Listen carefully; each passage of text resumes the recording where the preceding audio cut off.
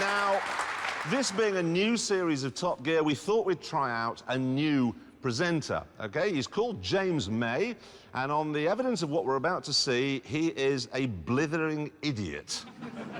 Stars shining bright above you. Night breezes seem to whisper, I love you.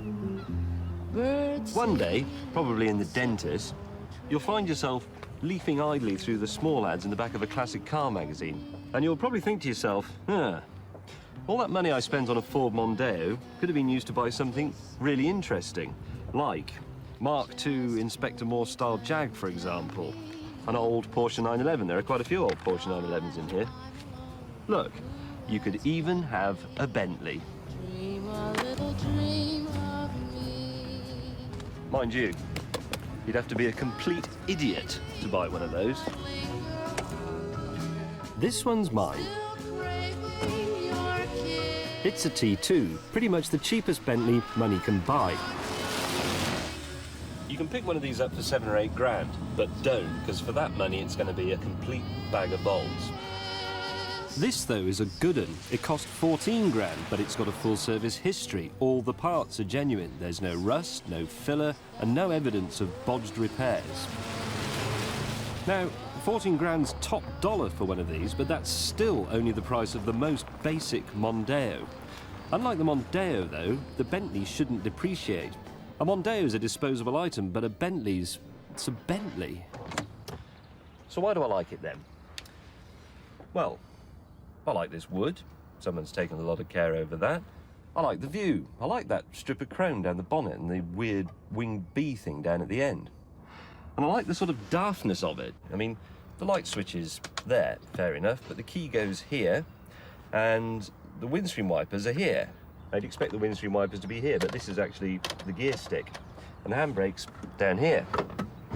It's all wrong, and I love that. Somewhere up front is a huge 6.75-litre V8 engine, but when you put your foot down, nothing happens. You get a bit more noise, and it might go a little bit faster, but on the whole, it's a complete waste of time. You might as well just relax. Handling. I've got furniture that handles better than this thing.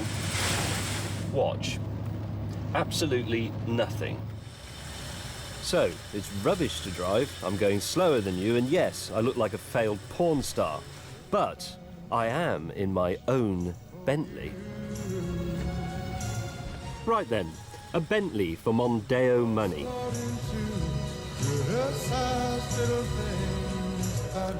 Some of you are pretty tempted by this idea, but hang on, I haven't told you how it ruined my life yet.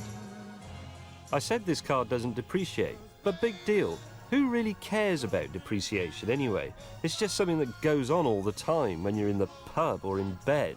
It's not something that hurts you every day. For that, you need a Bentley. Every time I go near this thing, it kicks me in the head and runs off with my wallet.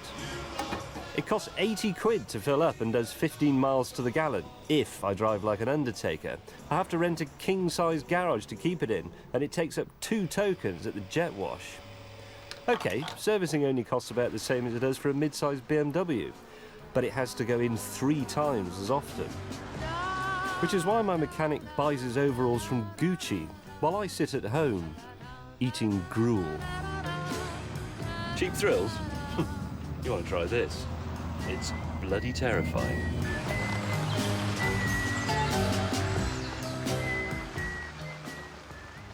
It seems to me you could have done that film a lot shorter than that. Yes, it's, for the money you spend on a basic Mondeo, you could buy an old Bentley like I did. Don't. Exactly. Don't go anywhere near it. It's a stupid idea, isn't it? It is. It's fine as a hobby, but this is my only car.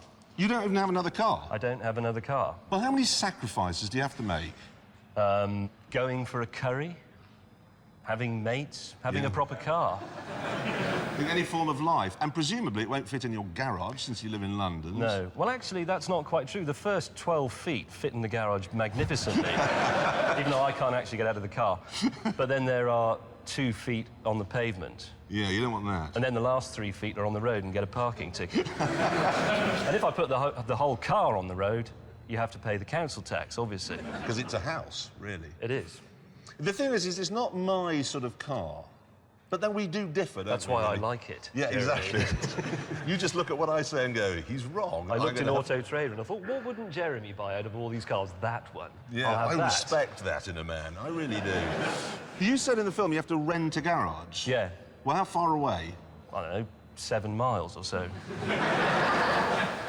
You rent a garage 7 miles from your house. How do you get there, then? On my folding bicycle, obviously. You are mad. You're just clinically insane running a car like this. I think you may be missing an essential point, though, Jeremy. Comfy, though, but this sort of thing. Quite like This is the one with the firm suspension, actually. this. No, is it really? Yeah, the it T is. is for firm suspension. It's got something rather preposterously called the Harvey Bailey Handling Kit. Harvey Bailey didn't know anything about suspension either, No. by the looks of things.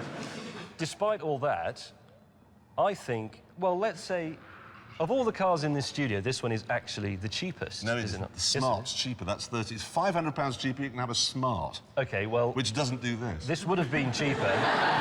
This would have been cheaper if I'd not felt sorry for the bloke who was selling it and haggled a bit more. Then That's I'd a have probably British got it. disease. It is a British disease. Well, I a very feel really British sorry car. for him. Yeah. Am I right in saying this car is so cool that most people, by which I mean Jeremy, don't realise it yet?